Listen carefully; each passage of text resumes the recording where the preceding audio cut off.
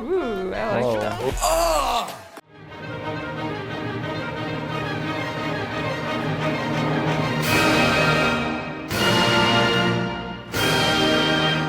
I can already see he's wearing like a schoolboy outfit. It's gonna be like young love, little crush type stuff.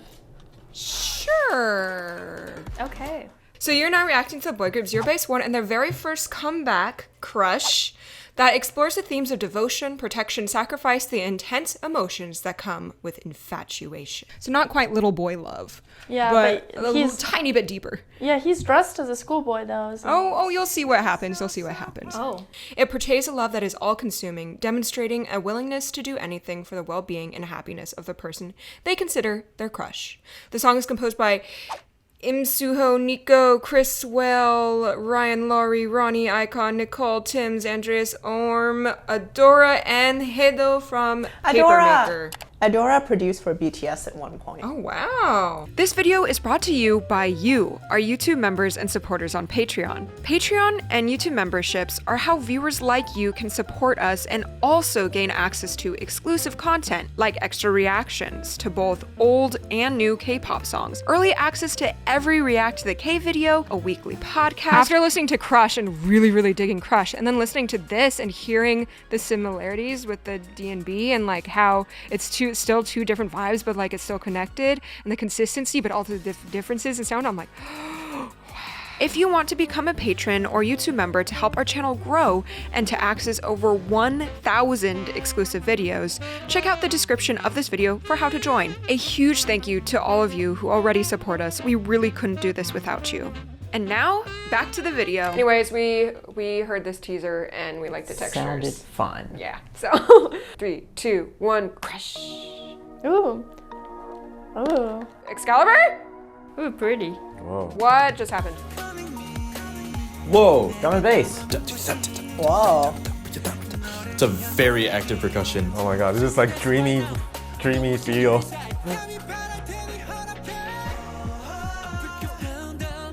It is very high energy.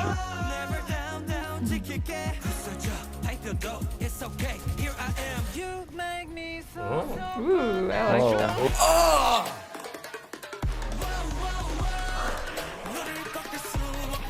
What is this percussion? Yeah, I like that percussion part. There's a monkey dancing around my head right now with the drum. That's more what I expect for the chorus. The choreo is like what the like pads and perk are doing, like I like the pixel columns visually. Now really focusing on the without the drums. Yeah. I'm gonna bring back in the drums. Yeah. I need to experience the chorus again. Actually, they fill like the other like small snare hits were fading in like they were gonna come in, and then it cut them out. That's interesting. Oh, I love the rhythms. Their vocals improved a lot since Voice Planet. That's pretty good. This drop is such a different vibe than all the other parts of the song, basically. Oh, I like this part. and we're back in the like 2047 we're going. Oh, they included the verse in the post-chorus. Oh, it's so dreamy. Once again, bye-bye percussion, which is floating. Ba, ba, ba. There's so much like commitment to like rhyming. There's so many octave slidey stuff.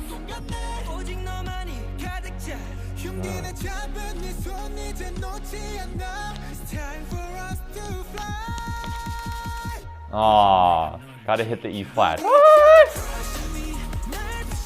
And now they're combining everything! Yeah.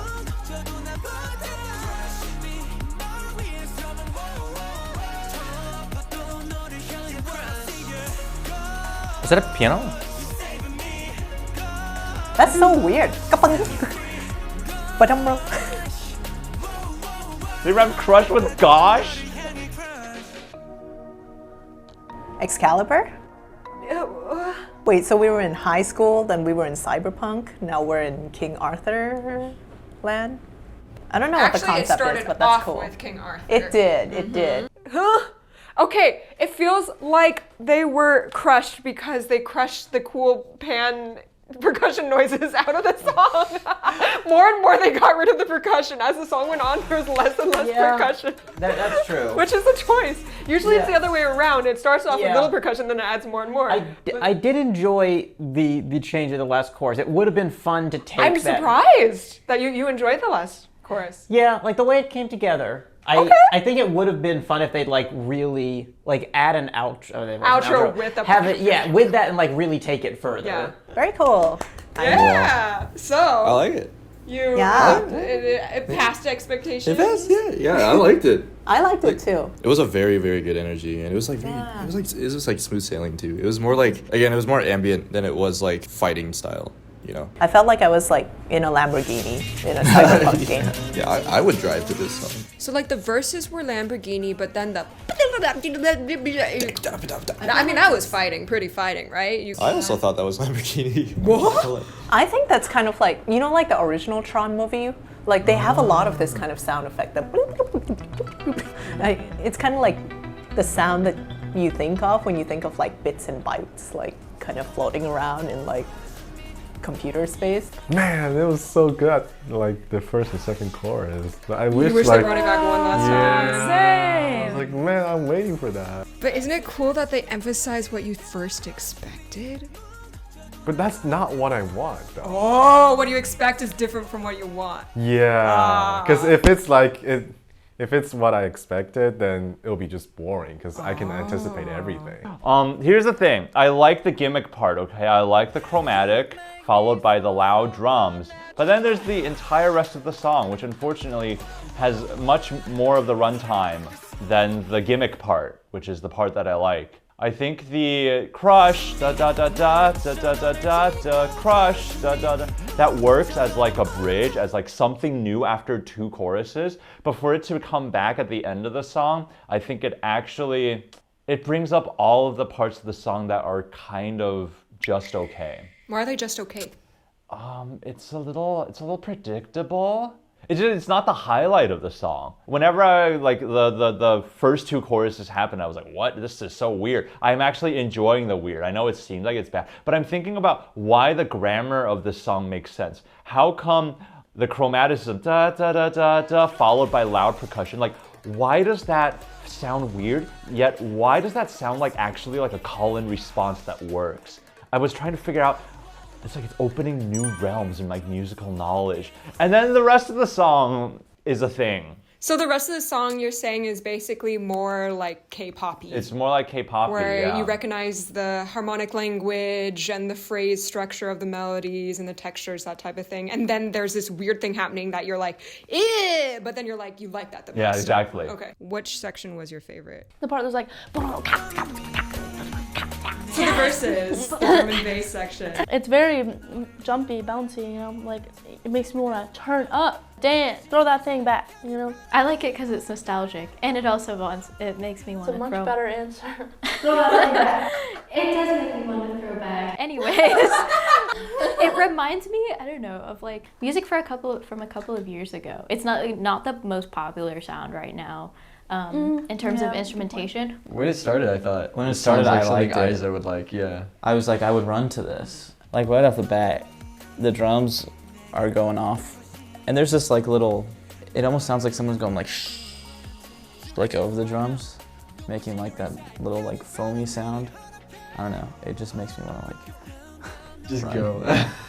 I think the most outstanding thing to me was the chromaticism right before the drop, right before the chorus, and then in the chorus itself, like they kind of kept it.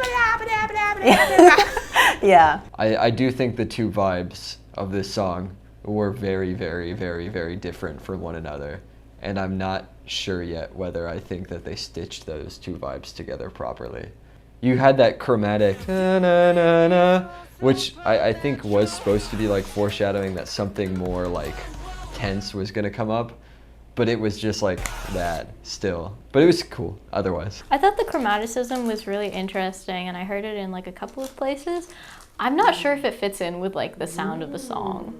The dissonance involved with chromatic harmony and just chromaticism in general is often jarring if you're in a diatonic sort of key. It always is like, what are you doing? Oh my goodness, what? Or, you know, Yeah, and I totally get that. I do understand that is like what they're trying to get at there. My only thing is that it's not really informed by anything or supported by anything in the harmony. On Crush, there's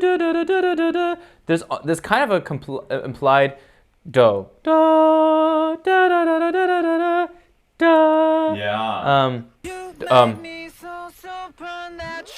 Yeah, in the bass. Ba, ba, ba has the crush. God. But they're going, gosh.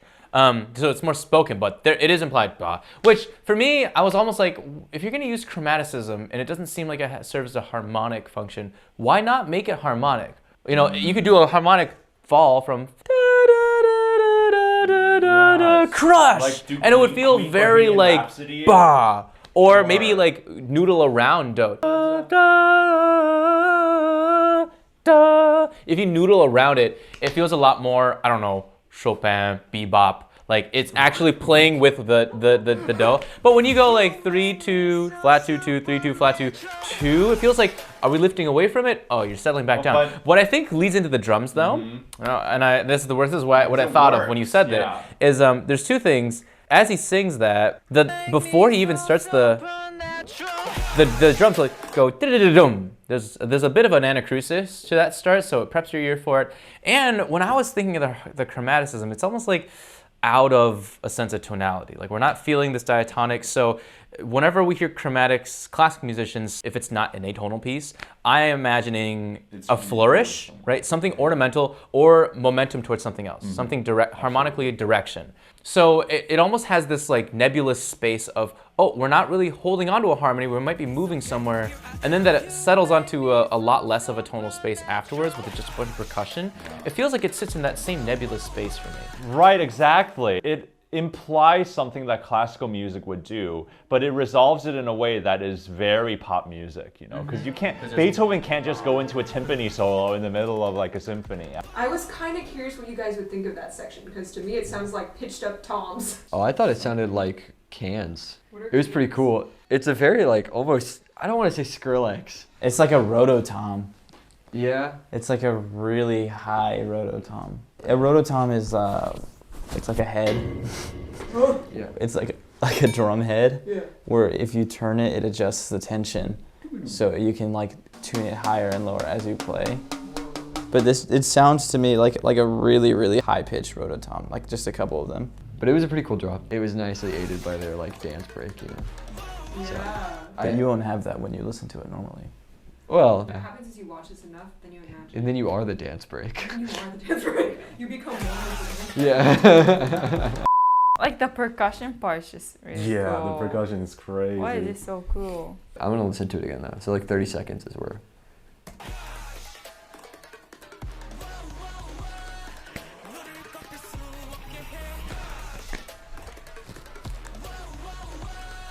Okay, we do have. I like the little like goes with the in the drum. Like he has a like there's a little bit of growl going into it, and like that vocals or like a bass sound. In the vocals, but it's also like in the drums. There's a crash. That. Oh, literally they have a growl. They have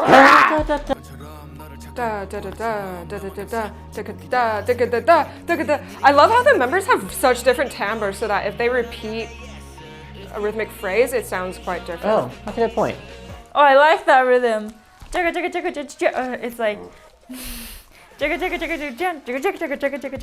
that. You know, I've been teaching a lot of percussion to middle and high schoolers.